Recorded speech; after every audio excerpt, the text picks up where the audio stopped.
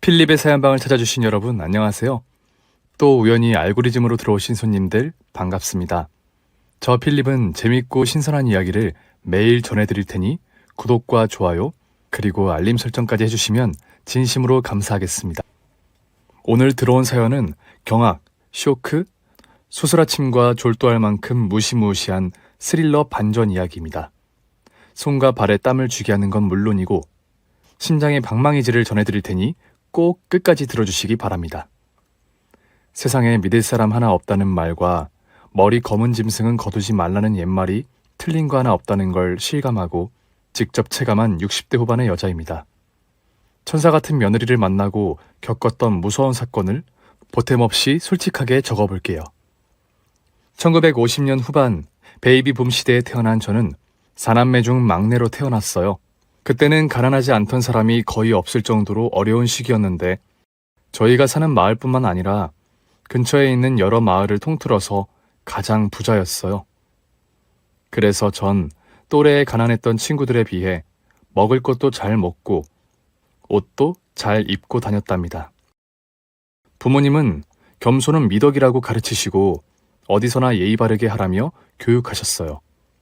특히 좋은 집에 살고 좋은 옷을 입는다고 가난한 친구들을 무시하면 안 된다고 귀에 못이 박히고 가슴에 새겨지도록 배웠답니다. 그런 부모님의 교육 덕분인지 저는 유년 시절부터 고등학교 때까지 두루두루 친하게 잘 지냈고 더불어 인기가 많은 학생으로 학창시절을 보냈네요. 그렇게 고향에서 학창시절을 보낸 저는 서울에 있는 대학에 합격해 자취생활을 시작했습니다. 부모님이 보내주시는 돈이 충분해서 어릴 때처럼 고생 하나 하지 않고 무사히 공부했고 혼자 호기로운 생활을 했네요. 저는 부모님께 감사해서 대학생활 하는 동안에는 오롯이 공부만 하면서 지낸 것 같아요. 덕분에 우수한 성적으로 졸업하게 되었고 서울에 취직해 계속해서 혼자 살게 되었답니다. 70년대 후반이라 여자가 회사에 많지 않을 때여서 동료 대부분이 남자였어요. 제가 이렇게 대학도 나오고 취직까지 하니 가족들이 신기해하기도 했고 자랑스러워했답니다. 특히 엄마는 여자인 제가 사회생활을 하게 된 걸 가장 기뻐하셨고 당신이 이루지 못한 꿈까지 더해서 재밌게 살아가라고 응원해 주셨어요. 그렇게 몇 년 동안 한 회사에서 열심히 일했더니 후배가 수두룩하게 들어왔습니다. 여자 후배들도 많이 들어와서 밖에서 어울릴 기회가 많았죠. 학창시절만큼이나 후배들과 동료들이 저를 좋아해줘서 사회생활 하는데 큰 어려움이 없었어요. 저는 특별히 꾸미지 않고 소소하게 다니는데 여후배들이 많이 신기해하는 말들을 자주 했답니다. 이주인님, 옷 어디서 사셨어요? 외국 배우들이 입는 옷 같아요. 이거 그냥 시장에서 산 건데 나중에 같이 시장 가서 쇼핑하자. 이주임님, 향수는 어디서 사셨어요? 외국 출장 다녀오실 때 면세점에서 사신 거죠? 향수? 나 향수 한 번도 뿌려본 적 없는데? 그럼 이 좋은 냄새는 뭐죠? 이거 내 살냄새야. 사람이 고급지니까 몸에서도 향기가 그냥 나오나 봐. 이주인님은 얼굴도 예쁘고 아무거나 걸쳐도 모델 같은 데다가 아무것도 뿌리지 않는데 향기가 나니까 좋으시겠어요. 꽃으로 태어나서 그런가? 꽃이라니. 너희들 선배한테 아부가 너무 심한 거 아니야? 비행기 태우는 거 아니에요. 있는 사실을 말하는 거라고요. 회사 남자 직원들이 주임님을 대하는 것만 특별하다는 거 못 느끼셨어요? 죄다 주임님을 좋아하고 있다고요. 얘네가 큰일 날 소리 하네. 회사 남직원들 모두 유부남인 거 몰라? 어머, 그게 정말이에요? 회계팀 박대리님도 유부남인가요?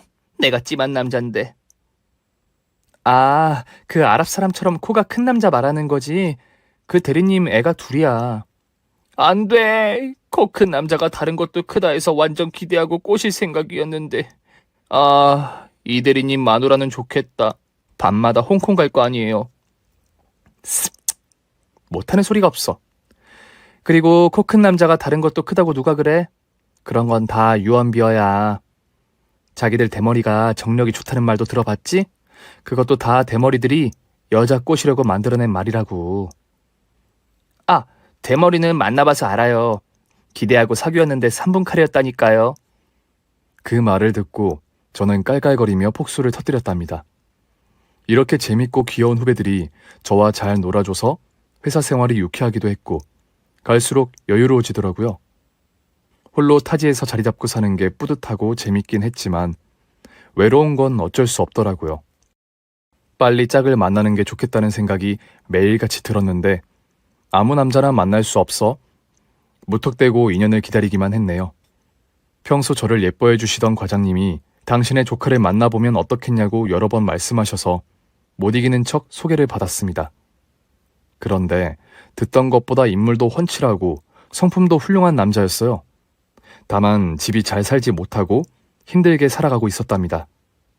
전기 관련 자격증을 따서 공사장을 다니며 일하는 인부였죠. 어릴 적부터 부모님이 부와 가난을 나누면 안 된다고 가르쳐 주신 것과 직업에는 높고 낮음이 없다는 걸 강조해 주셔서 남자의 환경과 직업은 저에게 흠으로 보이지 않았답니다.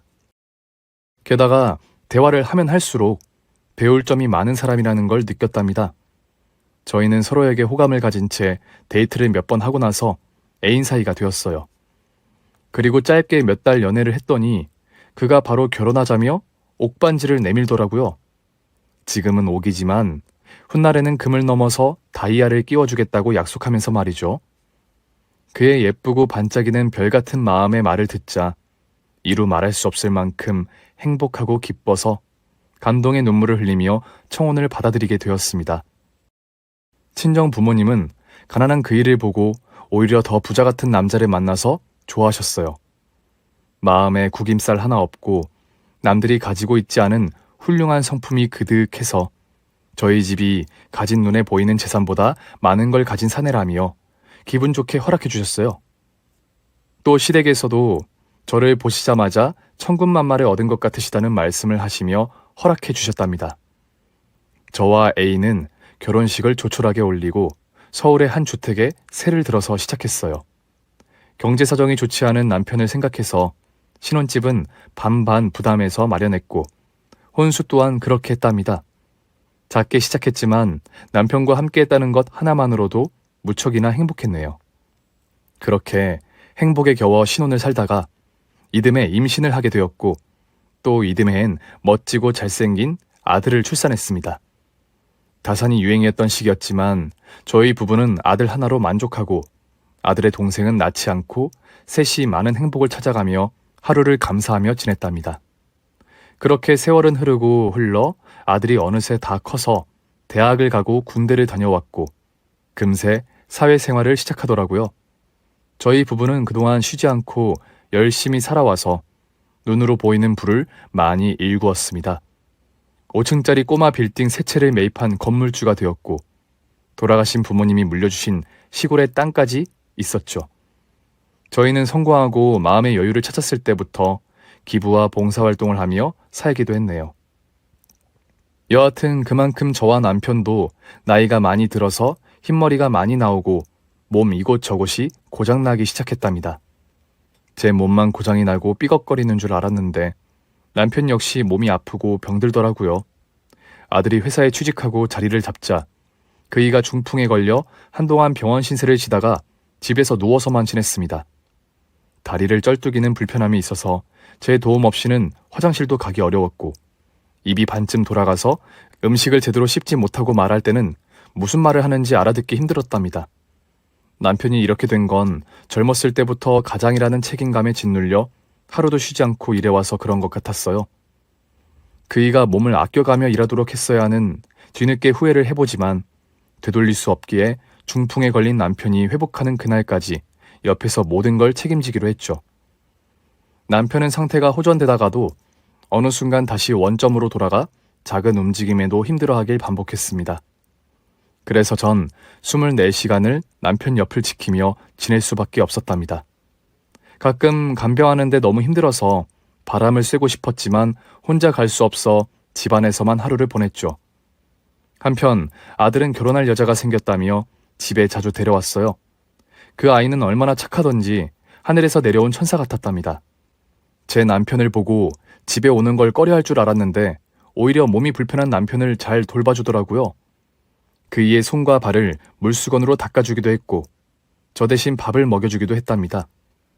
또 제가 생각도 못했던 책 낭독까지 해주었네요. 서점에서 재밌는 시집이나 책을 골라와서 고운 목소리로 읽어주는데 뒤에서 며느리가 될 아이의 뒷모습을 보니 꼭 날개가 달려있는 것 같았어요. 그 마음이 얼굴에 그대로 드러나 예쁘기도 참 많이 예뻤습니다. 어머님, 하루 종일 집에만 계셨죠? 저랑 오빠가 아버님 돌보고 있을 테니까 밖에서 좀 바람도 쐬고 친구분들도 좀 만나고 오세요. 아니야, 내가 할 일을 남의 집 귀한 자식에게 떠넘겨도 되나? 난 괜찮으니까 너희나 그만 나가서 데이트하거라. 어머님, 제가 이 집에 들어와 살면 교대로 아버님을 돌볼 텐데 지금부터 적응하셔야죠. 어서 쉬다 오세요. 그게 무슨 소리냐? 이 집에 들어와 산다니? 아, 오빠가 아직 말 안 했나 봐요?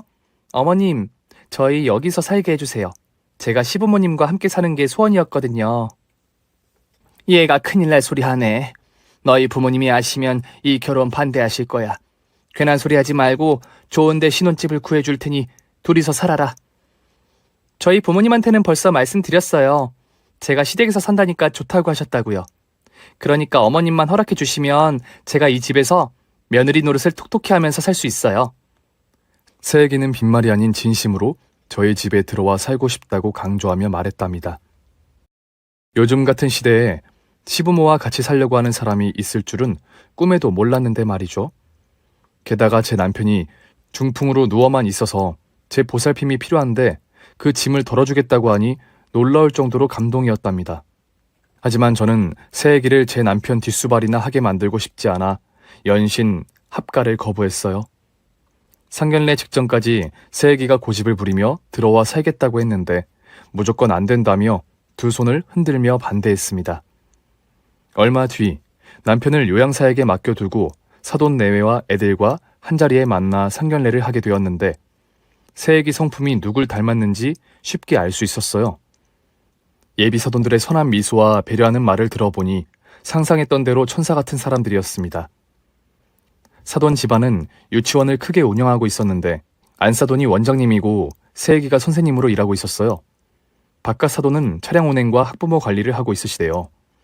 교육자 집안이라 그런지 마음씨가 얼마나 비단결 같던지 대화를 나누면 나눌수록 제가 한없이 부족한 사람이라는 걸 절실하게 깨달았답니다. 유치원 운영하는 게 보통 힘든 일이 아닐 텐데 대단하세요, 사돈. 젊은 사람들도 힘들다고 그만두기 일쑤라고 들었거든요. 일이야 힘들긴 하지만 우리 미래를 책임질 보배들을 길러내는 일이어서 사명감을 다해 일하고 있어요. 저희는 그저 새싹들이 잘 자라도록 옆에서 지켜보는 것뿐입니다. 맞아요. 우리 아이들이 미래라고 생각하고 배움을 전하고 있는데 되려 저희가 아이들에게 배우는 것이 훨씬 많답니다. 두 분 다 마인드가 너무 훌륭하세요. 유치원을 크게 하신다 해서 돈을 많이 번다고만 생각했는데 제가 한없이 부끄러워지네요. 아닙니다. 사람이라면 누구나 같은 생각을 하는걸요. 사실 저희도 뒤에서는 돈 얘기 많이 합니다. 여하튼 이렇게 훌륭하신 분들의 따님인 소민이를 저희 애와 결혼하게 해주셔서 감사합니다. 에이, 저희가 감사하지요.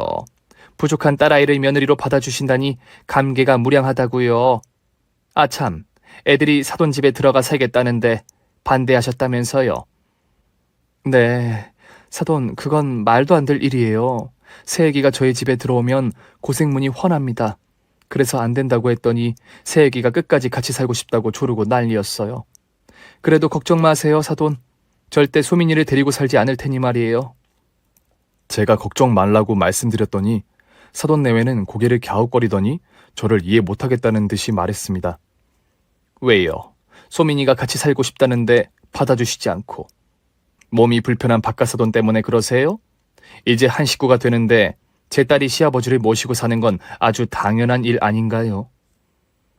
사돈, 아무리 그래도 중풍으로 거동도 힘든 제 남편과 같이 지내는 건 무리예요.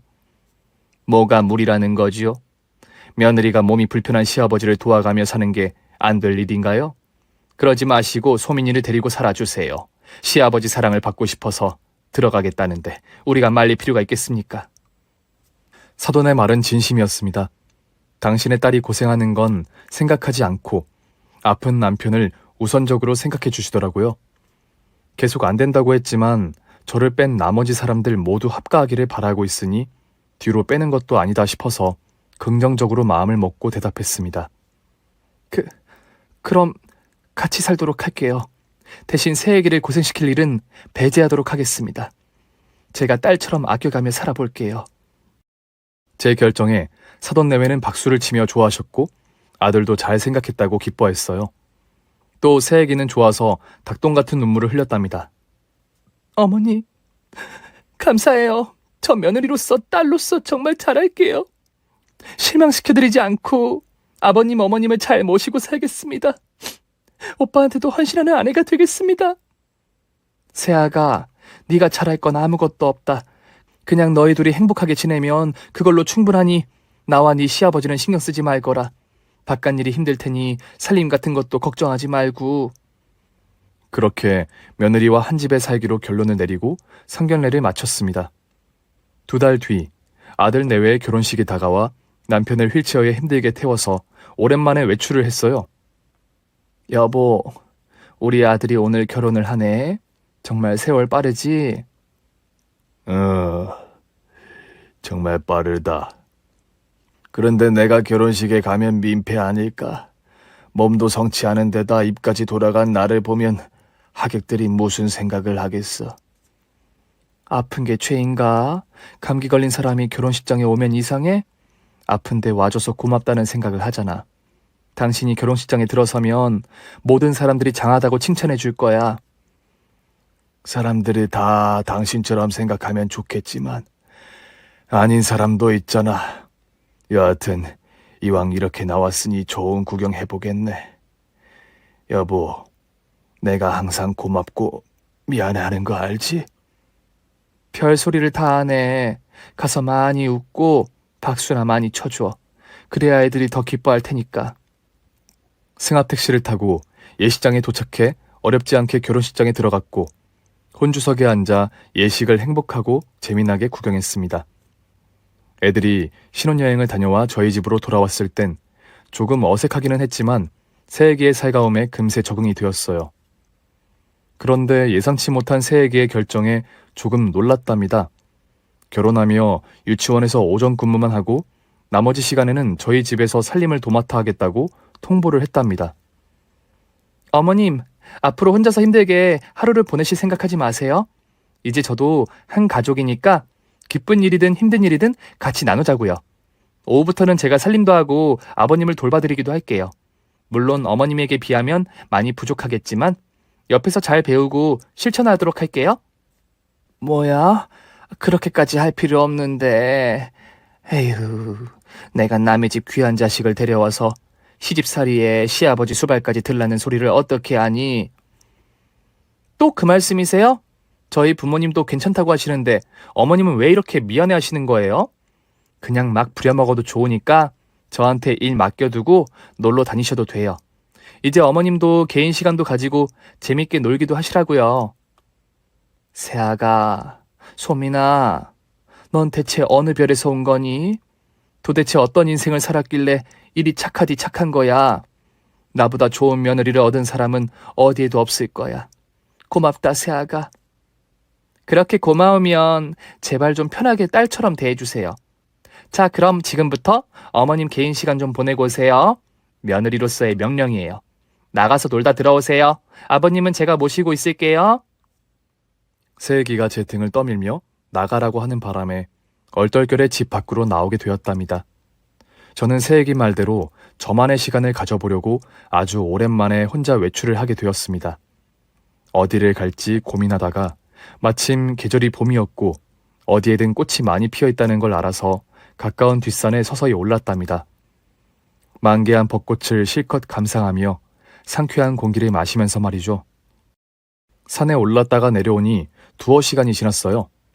혼자 이런 자유시간을 가져본 게 오랜만이라 무엇을 더 해야 할지 모르겠더라고요. 전 식당에서 밥도 혼자 먹지 못하는 소심한 여자여서 맛집을 두고도 지나쳤답니다. 저는 조금 더 바람을 쐬고 나서야 다시 집으로 돌아갔어요. 대문을 열고 집에 들어가니 새애기가 왜 벌써 왔느냐며 볼멘 소리를 했어요. 어머님, 왜 벌써 오세요? 오랜만에 외출인데 하고 싶은 거 다 하고 오시지 그랬어요. 막상 나가니까 뭘 해야 할지 모르겠더구나. 사실 가보고 싶은 곳도 별로 없어. 난 네 시아버지 옆에 있는 게 가장 좋은 것 같다. 에이, 처음이라서 그런 것 같은데요? 내일부터는 제가 어딜 다녀오셔야 할지 계획을 짜드릴게요. 아셨죠? 아이고, 새아가 나한테 너무 잘해주는 거 아니냐? 너 고생을 사서 하면서까지 이러고 싶은 게야? 고생이라뇨. 어머님이 빠져주셔서 아버님이랑 오붓한 시간을 보내고 있었다고요? 아버님도 어머님 없이 저랑 둘이 있으니까 재밌다고 하셨는걸요? 안방에 가셔서 여쭈어보세요. 새애기는 정말이지 완벽한 아이였습니다. 그래서 그 천사 며느리 덕분에 호강하며 살기 시작했네요. 그래서 다음 날부터는 일주일에 서너 번씩 새애기가 예약해준 미술 전시회장과 유명 트로트 가수의 콘서트, 유람선 등등 많은 곳들을 가게 해줘서 재미난 구경을 참 많이 했어요.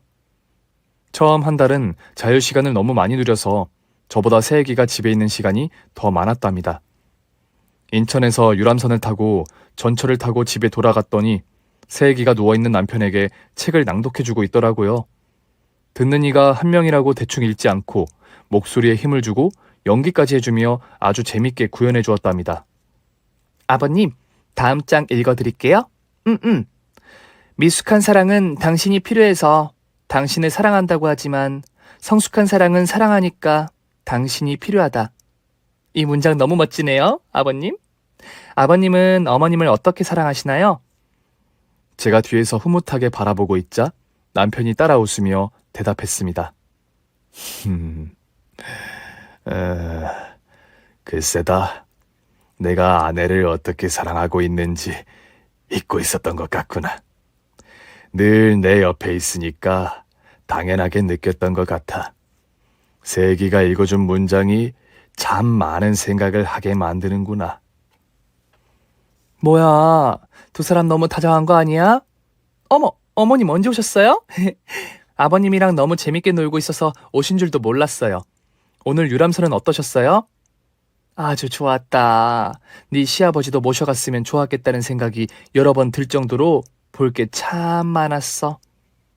아버님은 나중에 건강해지시면 저랑 단둘이 데이트하러 갈 거예요. 그러니까 어머님은 혼자서 실컷 만끽하세요. 암만, 나중에 며느리 손잡고 데이트를 자주 할 테니까 당신은 괜한 질투하지 마. 그래, 알았으니까 빨리 건강해져서 며느리 손잡고 놀러 다니슈. 새아가 수고 많았다. 너도 이제 가서 좀 쉬거라. 아직 아버님께 읽어드릴 게 많이 남았는데 할 수 없죠. 아버님 눈빛이 어머님을 향해 있으니 저는 이만 빠지겠사옵니다. 새애기는 고운 마음씨만큼이나 애교와 유머도 많았답니다. 그렇게 남편과 둘이 남게 되어 오늘 여행한 이야기를 실컷 들려주고 그이의 몸을 물수건으로 닦아주려고 했어요. 그런데 그이가 자꾸 옷을 걷는 걸 거부했습니다. 오늘은 땀을 한 방울도 흘리지 않았으니까 건너뛰자. 당신 피곤할 텐데 어서 씻고 와서 쉬어. 내 몸 닦는 것보다 당신 몸 닦는 게 더 중요하거든. 어서 팔 걷어봐. 안 되는데. 이 남자가 오늘따라 왜 이래? 얼른 걷어봐봐. 남편의 거부에 제 힘으로 그의 옷소매를 걷어 올렸더니 새까맣게 멍이 들어 있었습니다. 게다가 이빨 자국이 보였어요. 너무 놀란 저는 이 멍이 언제 생긴 건지 이빨 자국이 뭔지 물었죠. 이게 뭐야? 가만히 누워있는 사람이 왜 멍이 든 거야? 이 상처는 또 뭐고? 아, 낮잠을 자다가 침대 모퉁이에 부딪혔어. 뭐? 잠버릇 하나 없는 사람이 갑자기 모퉁이에 부딪혔다고? 그렇다니까. 당신이 신경 쓸까봐 일부러 피하려고 했던 거야. 그럼 이 치아 자국은 뭐야? 이건 팔이 가려워서 이빨로 긁다가 난 상처인가 봐. 내 오른팔이 마음대로 움직이질 않아서 이빨로 긁었지. 아직 새애기한테 팔을 긁어달라는 소리를 못하겠더라고. 아이고, 그렇다고 치아로 이게 뭐야? 새애기한테 부끄러워하지 말고 부탁할 게 있으면 그때그때 해. 그럴 거야. 그럼 마저 몸 닦아줘. 상처 때문에 참고 자려고 했는데 이미 봤으니 닦고 자야겠어. 그래서 물수건으로 남편의 몸 구석구석을 닦아주고 나서야 저도 샤워를 하고 잠자리에 들었답니다. 한편 아들과 새애기는 얼마나 깨가 쏟아지던지 밤마다 웃고 떠드는 목소리가 안방까지 들려왔어요. 저는 그 행복한 소리를 들으며 곧 손주를 볼 수 있을 거라 믿었답니다. 그렇게 새애기 덕분에 많은 곳을 관광하고 집으로 돌아오기를 반복했는데 남편의 몸에서 상처가 계속해서 늘어갔습니다.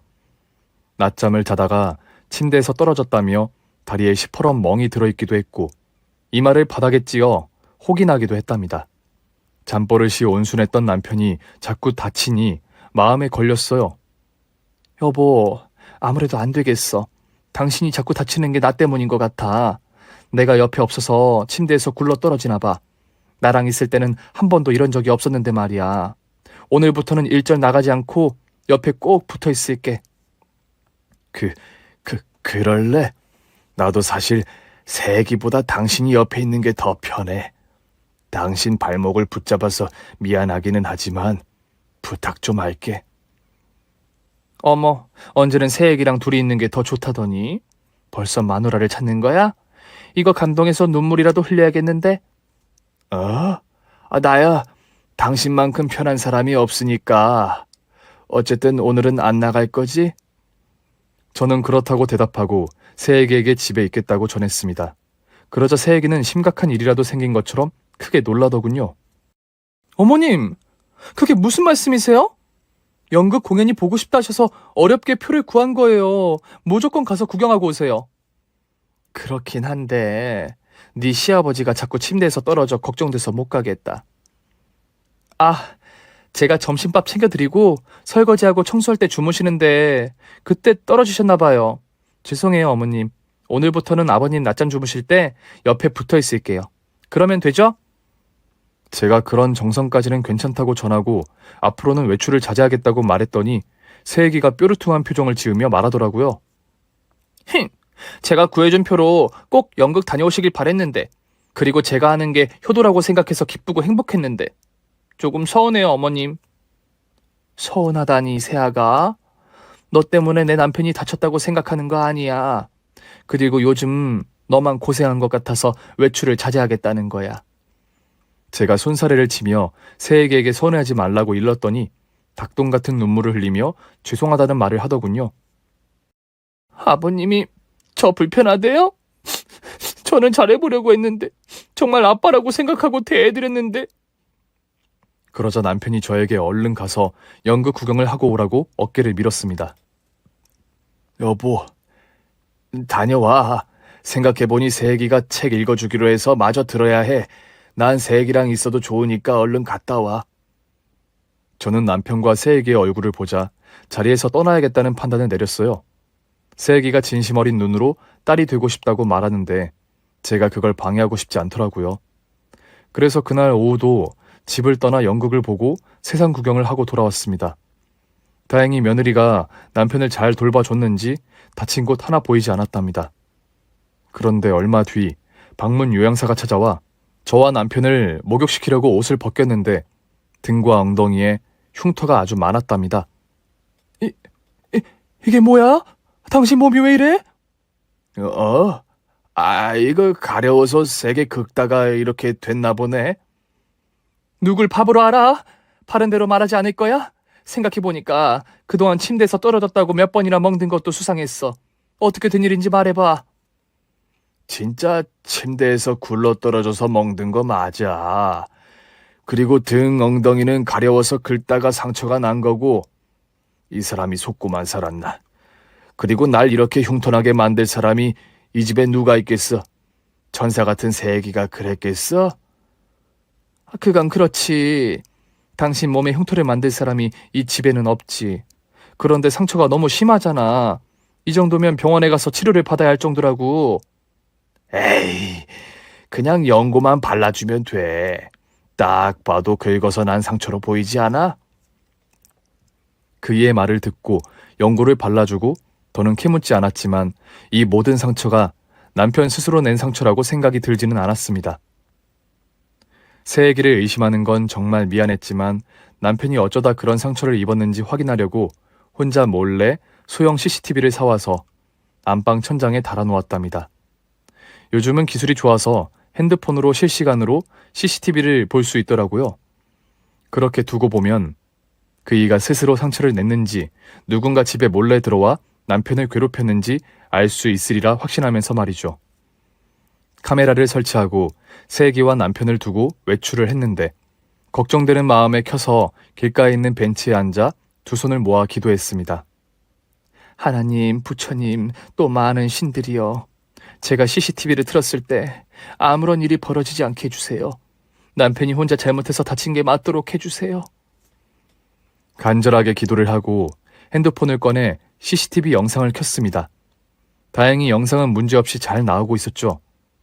그런데 새애기는 뭘 하는지 안방에는 남편 혼자 덩그러니 누워 있었습니다. 아주 오랜 시간을 말이죠. 거의 3시간이 지났을 때까지 남편 혼자 있었는데 새애기가 모습을 드러냈습니다. 손에 무언가를 들고 와서 침대 모퉁이에 앉더라고요. 이윽고 새애기의 목소리가 들렸는데 제가 아는 천사 새애기가 아니었습니다. 아버님, 혼자 심심하셨죠? 제가 재미난 거 가져왔어요. 손 이리 줘봐요. 아, 안 돼. 또 바늘로 찌르려는 거지. 새아가 제발 그만하거라. 무슨 그런 서운한 말씀을... 어서 손 줘봐요. 내가 10손가락 다 따드릴게. 새애기는 남편의 손을 억지로 잡아 빼더니 바늘로 손가락을 찌르기 시작했습니다. 아프다. 새아가 제발. 아버님, 등을 핥히거나 팔을 물어뜯는 건 이제 못하잖아요? 어머님이 의심을 하니 이렇게 소소하게 놀아야죠. 이 바늘놀이는 흉터가 남지 않아서 걸릴 일이 없답니다. 자, 손가락 다 찔러주고 발도 찔러줄게요. 그리고 엉덩이랑 구석구석 다 찔러줄게요. 재밌겠죠? 제발, 제발 너무 아프다. 반응이 재밌네? 실컷 소리 지르세요. 아버님 비명 들으니까 너무 신나요. 그 미친 장면을 본 저는 핸드폰을 여러 번 떨어뜨렸답니다. 눈을 비비고 헛것을 보고 있는 게 아닌지 연신 확인했고요. 그런데 새애기의 미친 행동은 허구가 아니라 현실이었습니다. 그토록 착하고 선하던 아이의 본 모습이었던 거죠. 심호흡을 하고 영상을 다시 들여다보다 가만히 있을 때가 아니라는 걸 깨달은 저는 바로 집으로 달렸습니다.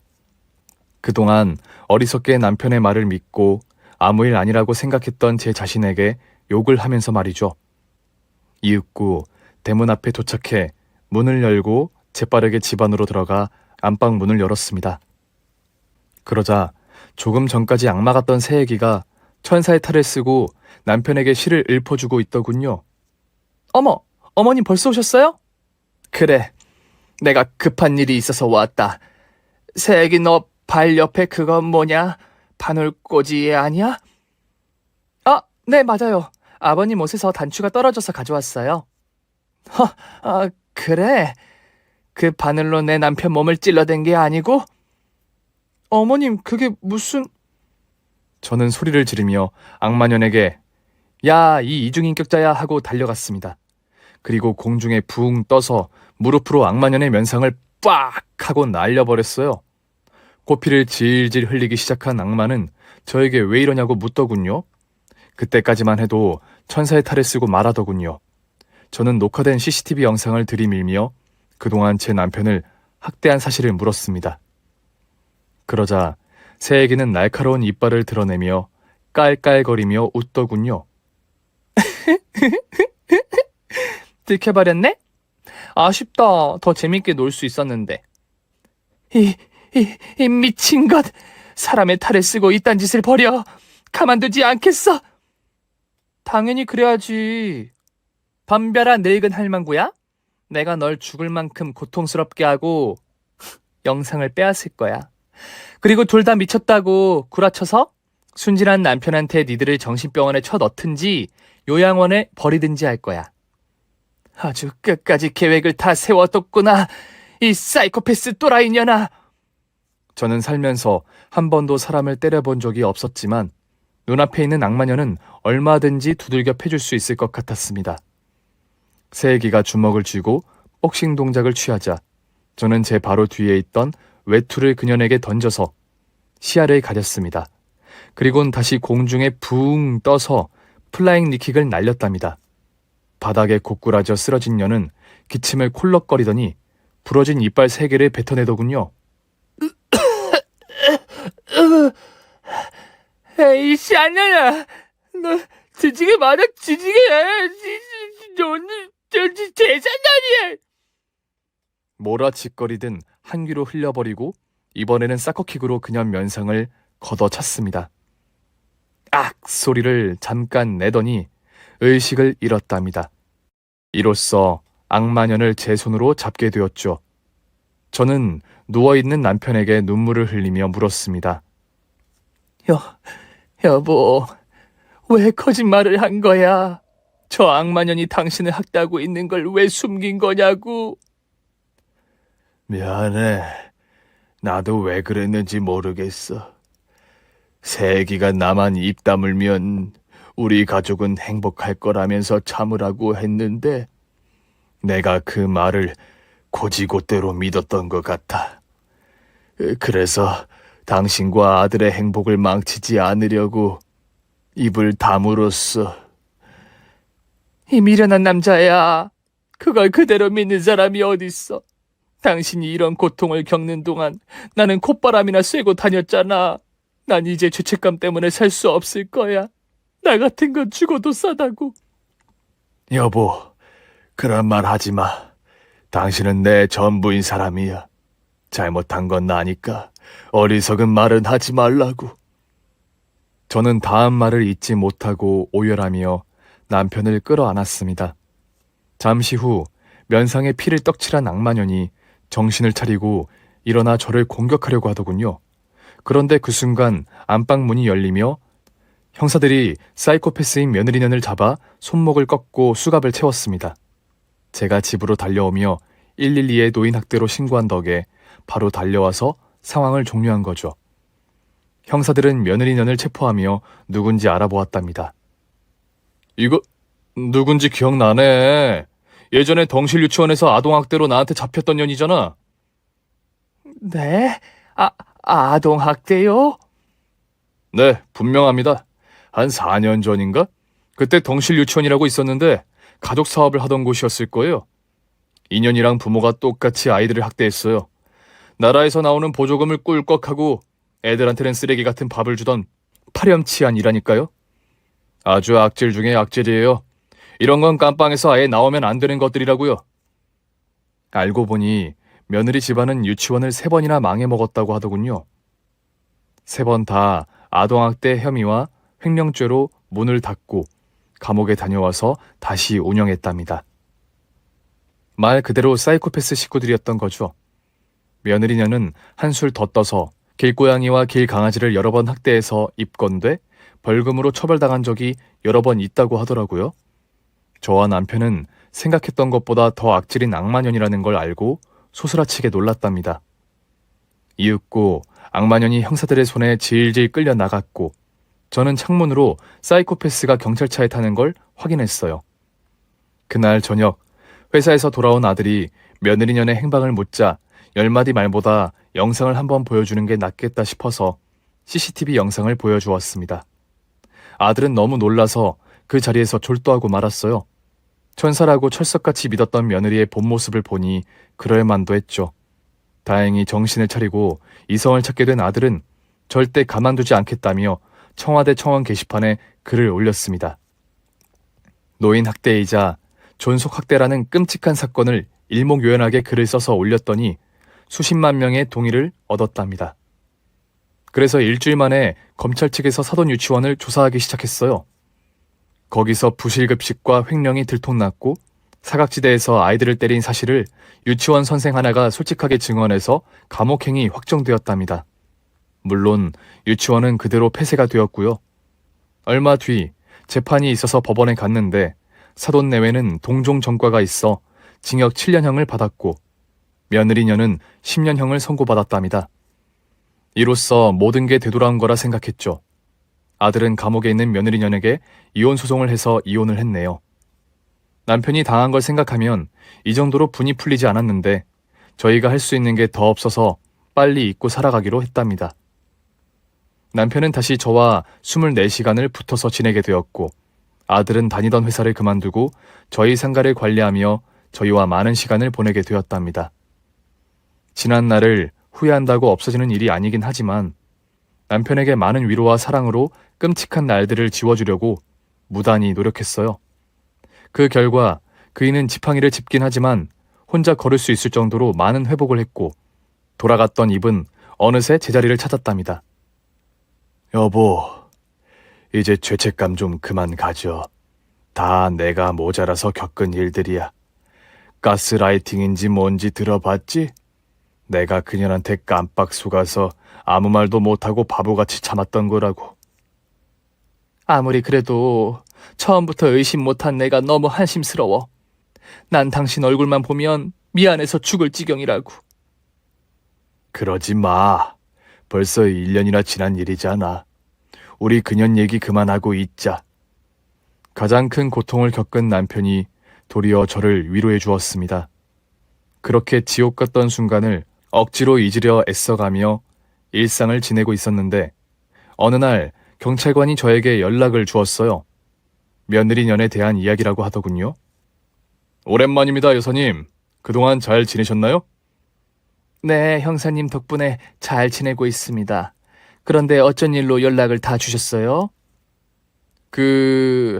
사이코 집안 식구들 소식을 전해하려고요. 피해자 보호자님께 전할 내용이 있습니다. 사이코 부모는 감옥에서 죽은 듯이 지내고 있는데 그 김소민 또라이 년에게 사고가 있었답니다. 사고요? 또 누굴 괴롭히기라도 한 건가요? 네, 비슷한 내용입니다. 같은 재소자들 중 만만한 상대를 골라 주기적으로 고문을 하고 괴롭혔나 봐요. 그러다 재소자들 사이에서 소문이 퍼지자 매일 몰매를 맞았답니다. 그거 참 시원한 소식이네요. 좋은 소식 감사해요, 형사님. 거기서 끝이 아닙니다. 얼마 전 몰매를 맞던 그년이 호흡곤란으로 숨지고 말았다네요. 이제 아무도 괴롭히지 못하고 지옥에 떨어졌다고요. 경찰관의 말을 듣자 저는 안도의 한숨이 나왔습니다. 이것보다 잘된 일은 없을 거라 여길 만큼 좋은 소식으로 들렸답니다. 남을 학대하더니 역으로 학대를 당하다가 골로 갔군요. 사필 규정이라더니 하늘이 천벌을 내린 거예요. 형사님 덕분에 오늘부터는 어제보다 행복하게 마음 편히 잘 살 수 있겠어요. 그렇게 전화를 끊고 남편과 아들에게 며느리년의 사망 소식을 전했어요. 그렇게 저희 식구들은 정말 잘 된 일이라며 축하 파티까지 열었습니다. 저의 죄책감은 조금 더 씻길 수 있어서 다행이었죠. 그 사건을 겪은 지 10개월이 가까이 지난 요즘은 다 잊고 잘 지내고 있습니다. 남편은 날이 갈수록 건강해지고 있고 아들은 다른 여자를 만나 연애를 하고 있어서 더할 나위 없네요. 지금까지 저의 공포스러운 사연을 들어주셔서 감사합니다. 이만 돌아가 볼게요. 오늘의 사연은 정말이지 끔찍 그 자체네요. 소름이 돋았던 분들은 구독과 좋아요를 꼭 눌러주세요. 그럼 저는 다음에 더 경악할 만한 이야기를 들고 찾아오겠습니다. 모두 좋은 하루 보내세요.